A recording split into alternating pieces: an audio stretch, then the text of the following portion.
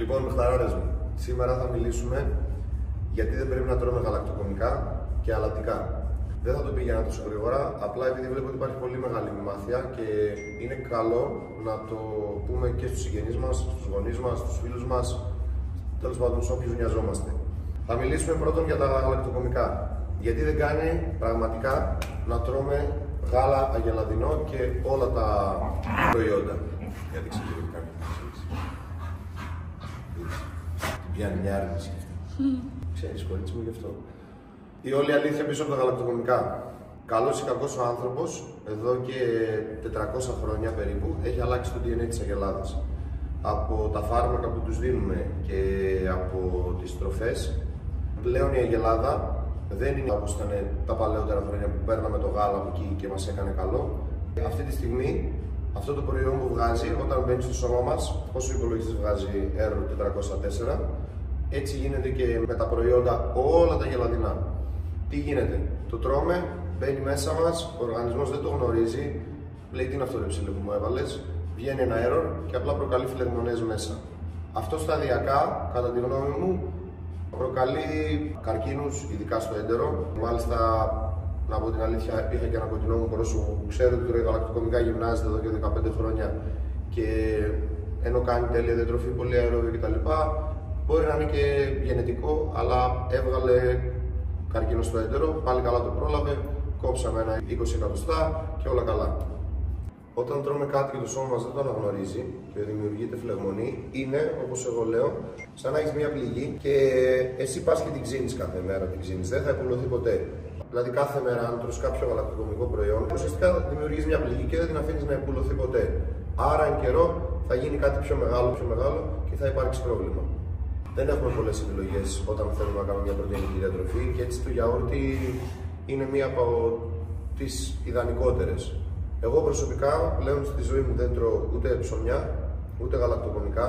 Άμα θέλω ίσως να πάρω κάποιο γάλα θα είναι κατσικίσιο ή βούτυρο για να μαγειρέψω κάτι. Εν κατακλείδη, αν θέλεις κάποιο γαλακτοκομικό προϊόν, προτίμησε κάποιο κατσικίσιο ή κάποιο πρόβιο.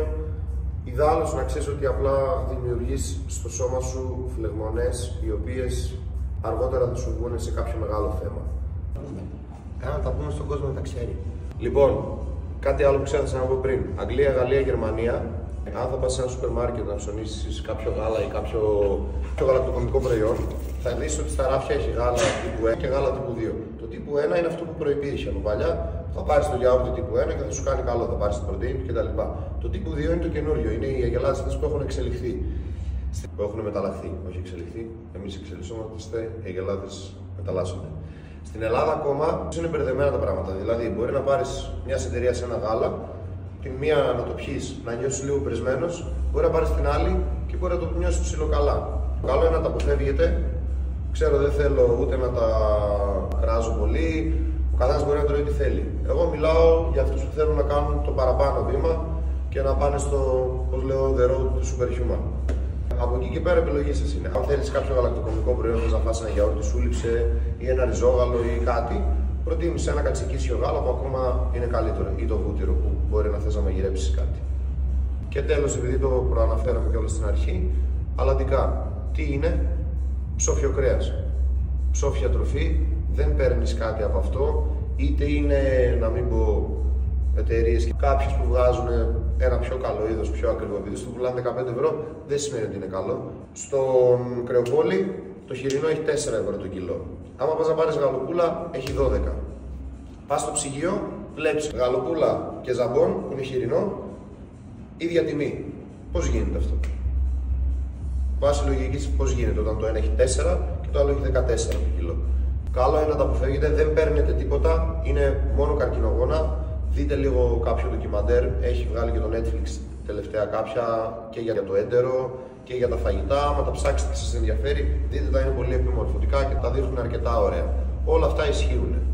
Είναι επιλογή σας το τι θα κάνετε και η διατροφή είναι κάτι το οποίο από εδώ και πέρα, δηλαδή είμαστε εδώ 5 άνθρωποι, ένας τρώει λαχανικά, ρύζια, κοτόπουλα, αυγά κτλ.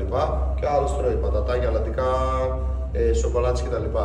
Σε 20 χρόνια από τώρα, ο ένας θα τρέξει στους γιατρούς, και ο άλλος θα μπορεί να χαρεί τη ζωή του με τα εγγόνια του, με την οικογένειά του. Και αυτή είναι η διαφορά, είτε το πιστεύετε είτε όχι. Μπορεί να ακούγονται λίγο υπερβολικά, αλλά προσωπικά για μένα είναι μια απλή καθημερινότητα, γιατί το πιο σημαντικό είναι να διαβάσετε. Άμα διαβάσετε κάποια πράγματα για το πώς λειτουργεί το σώμα σας, ίσως αρχίσετε λίγο να το αντιμετωπίζετε διαφορετικά και να το αγαπάτε περισσότερο. Και να καταλάβετε ότι το φαγητό είναι μια απόλαυση λίγων δευτερολέπτων. Μετά, άμα φας κάτι σάπιο, ουσιαστικά νιώθεις και εσύ σάπιος. Βέβαια, για να το καταλάβεις αυτό, πρέπει να έχεις μια πορεία την οποία θα καθαρίσεις μέσα σου και μετά, όταν βάλεις ξανά βρώμικες στροφές, θα τις νιώσεις τόσο πολύ ότι κάνουν κακό. Γιατί άμα κάθε φορά και κάθε μέρα τρως σαπίλα, δεν το καταλαβαίνεις. Άμα κάνεις 2 εβδομάδες μια διατροφούλα την οποία θα τρως φρούτα, λαχανικά, καθαρά φαγητά, μετά, εάν βάλεις κάποια σάπια τροφή, το καταλαβαίνεις, γιατί θα σε φουσκώσει, θα νιώθεις άσχημα, η ψυχολογία σου θα είναι κακή. Επίσης, να τονίσω, το 70% της σερωτονίνης παράγεται στο έντερο.